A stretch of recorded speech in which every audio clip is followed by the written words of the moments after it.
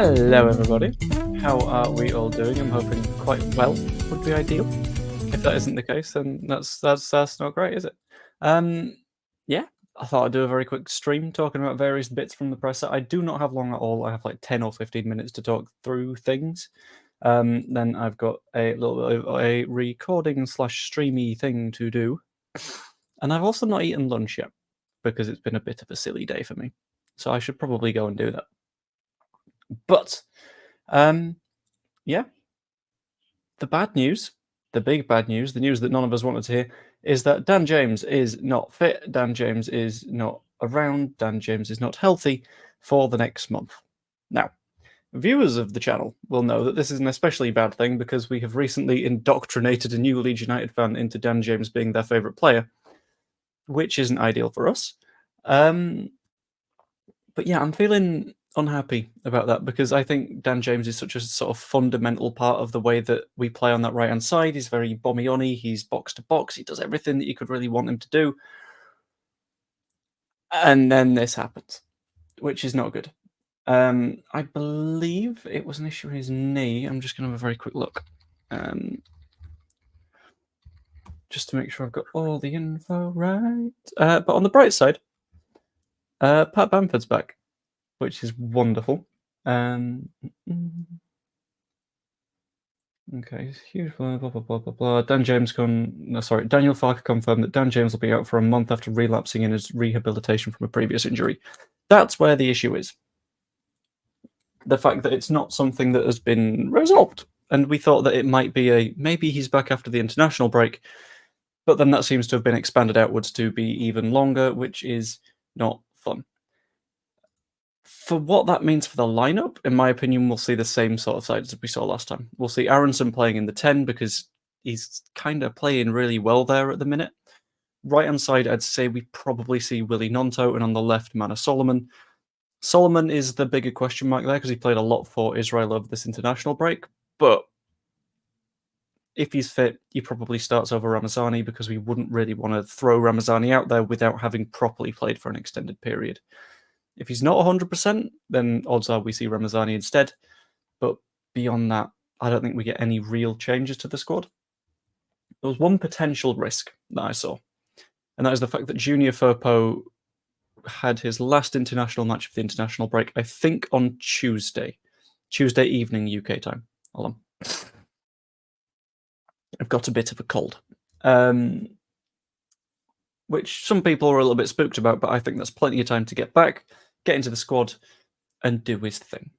So I feel like Junior Firpo also starts at left back. Isaac Schmidt, I don't think will come in. I think we'll see maybe a couple of minutes towards the end of the match, just because as a rotational option, he's good to have, and we know that he can play on the left, he can play on the right, he can play in midfield. There's not really an excuse to not see him, because he's one of those players that you can be a little bit excited about seeing finally get a little bit of football. Because we've got a shiny new toy, Daniel. Show us our shiny new toy, Daniel. But we can hope. Aside from that, I think it's just going to be a bit of a general chatty stream, because I've not been doing any note-takey. I've been worky for the last, 8 hours straight, and the only break that I properly had was the press conference itself, so I'm going to run this stream for another 10-ish minutes. I'll get it to about 15, and then I'll call it there. Iris is losing her note. Hello, girlie. You want to come up and say hi? Come on. There we go. There we go. Yes. But I do think, are we the curse? Are we the problem? Are we the reason that Daniel James got injured? Because we were kind of bigging him up. We were like, yeah, he's a tough guy. He gives everything. He'll always be around. And then he got injured. Which feels like that might actually be our fault. What? Yes. You're not even looking at me. This cat's gone insane.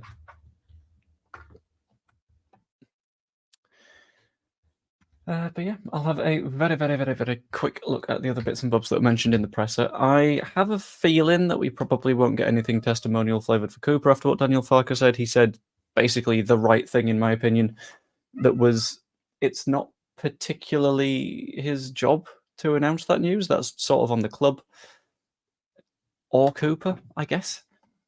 But I hope there's going to be something. It feels like something to sort of wrap up the entire promotion side would feel kind of perfect. It'd bring that whole idea to a nice narrative conclusion. And I can't tell if the cat is still screaming at me. It sounded like it, but I don't know. Hi, sorry for having technical problems. That's fine. It's only going to be a short stream anyway, so I also apologize. But yeah, I,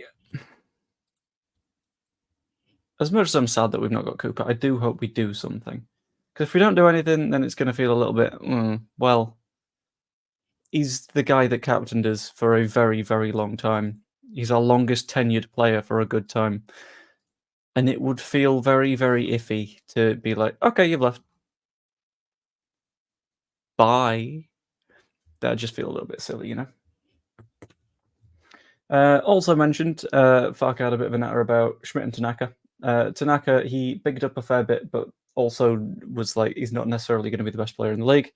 Understandable, because you don't want to sort of set a big label like that and be like, look at how fantastic this guy is. And then if he has 90 minutes of not being great, then the head loss would be a little bit horrific and would just cause problems for absolutely everyone, in my opinion. Liam Cooper would be great even as a backup centre back. I think Cooper would be okay as a backup centre back. I don't know about great. I think we know what we're getting when we've got Liam Cooper. And in my opinion, I don't know if what Cooper will be able to give us this season would necessarily be enough. So, like, when he started last season, it was like, oh, it's a little bit shaky. And it was in the same sort of situation as when Cresswell was playing. It was also not the best. And this sort of provides a little bit more of that sort of. It's a question of value, I think. If you can get more finding a different centre back at some point, then that's fine. Because I don't know, Cooper's wages could still be on the high side, and that could cause a problem. Like CSKA Sofia are not a poor side in terms of finances. They're one of the biggest sides over there, which means that he's likely on a fairly decent wad of cash. So he's not going to complain about that. I don't think we're going to complain about this situation because I think we're probably going to be okay. And it's right for basically everyone.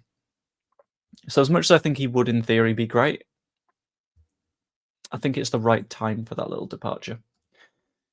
In addition to that, this is a personal note rather than a Daniel Farker note. I hate the international break so much. I do two things that I consider like jobs and income forms. This is one of them, and the other one is as like a employee at sports broadcaster. When club football goes away, YouTube and the news around Leeds United go silent because everyone's like, oh, let's watch the international matches. At the same time, work goes silent because the majority of the rights we've got is club football. International breaks break my brain. And I hate that we got 3 of them in 3 months. It's like, oh, transfer market's done. What do we want now? Nothing. Okay, you can have a month of football, then nothing. Then another few weeks, then nothing. And then you're into December. And December is chaos. Because at that point, it's like you're back in the transfer window. So it's just, there's no consistency. It's like club football, bang, bang, bang, bang, bang. And your workload just shoots up and down all over the place.